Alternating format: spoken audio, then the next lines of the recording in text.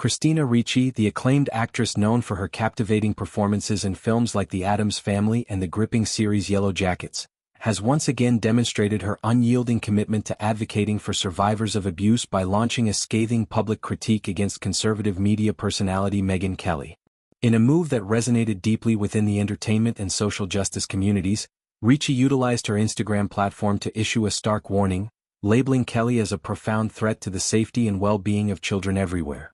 This bold statement emerged from Ricci's reposting of two poignant slides curated by the Instagram account Betches_news, which meticulously dissected Kelly's provocative comments made during a recent episode of her podcast. These slides illuminated the nuances of Kelly's discourse on the victims associated with the notorious financier and convicted sex offender Jeffrey Epstein, particularly focusing on Kelly's attempt to delineate between different age groups among the victims as a means to classify the nature of Epstein's predatory behavior. At the heart of the controversy lay Kelly's podcast discussion, which delved into the recently disclosed emails from Epstein's files released by the House Oversight Committee. In her remarks, Kelly recounted insights from an individual intimately connected to the case, asserting that Epstein did not fit the conventional profile of a pedophile. She elaborated by stating that his preferences leaned toward very young teen types, specifically those around the age of 15, whom she contrasted sharply with even younger children, such as those aged 5 or 8. Kelly's words, captured verbatim in the slides, included the assertion, "There's definitely a difference between a 5-year-old and a 15-year-old.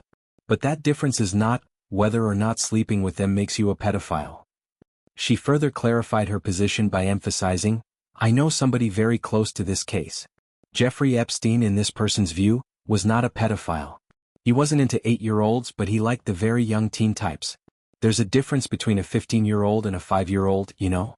This framing, intended by Kelly as a factual recounting of hearsay information she had received over the years, struck many as an insidious minimization of the horrors inflicted upon Epstein's victims, who were predominantly underage girls coerced into a web of exploitation.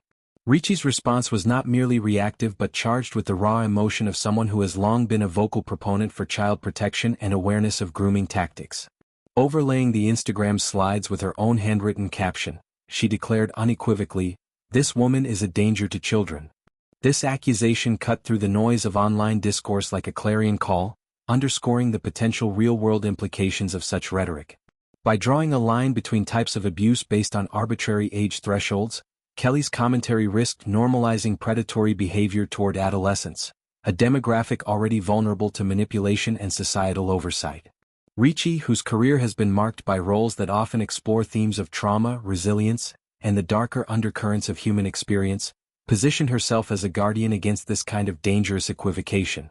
Her intervention highlighted a broader cultural reckoning with how media figures wield influence, especially when discussing sensitive topics like sexual exploitation. Kelly, a former anchor at Fox News who has built a reputation for unfiltered conservative commentary, did attempt to temper her statements by acknowledging the repugnance of Epstein's actions. She prefaced her distinctions by calling the subject disgusting, and stressed that she was not offering excuses but rather relaying what she considered to be objective observations from her sources. "I'm just giving you facts," she insisted, reiterating that Epstein's interest did not extend to prepubescent children but rather to teenagers who, in her description, could pass for even younger than they were, but would look legal to a passerby.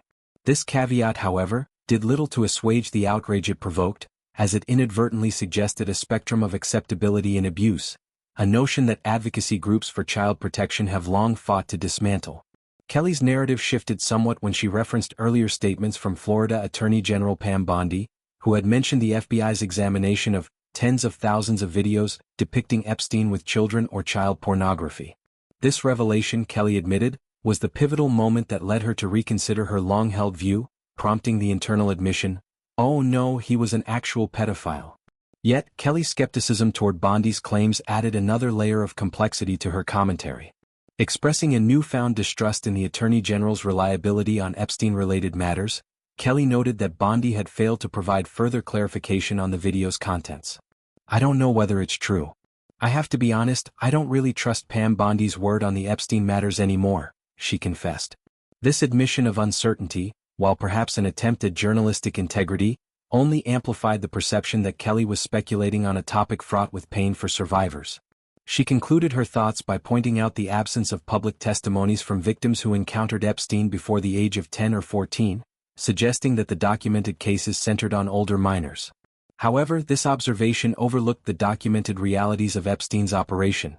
Federal indictments from 2019 revealed that many of his victims were as young as 14, with Epstein fully aware of their underage status, as some had directly informed him of their ages. The sex trafficking charges painted a picture of a systematic enterprise designed to exploit vulnerability, far removed from any factual distinction Kelly sought to draw.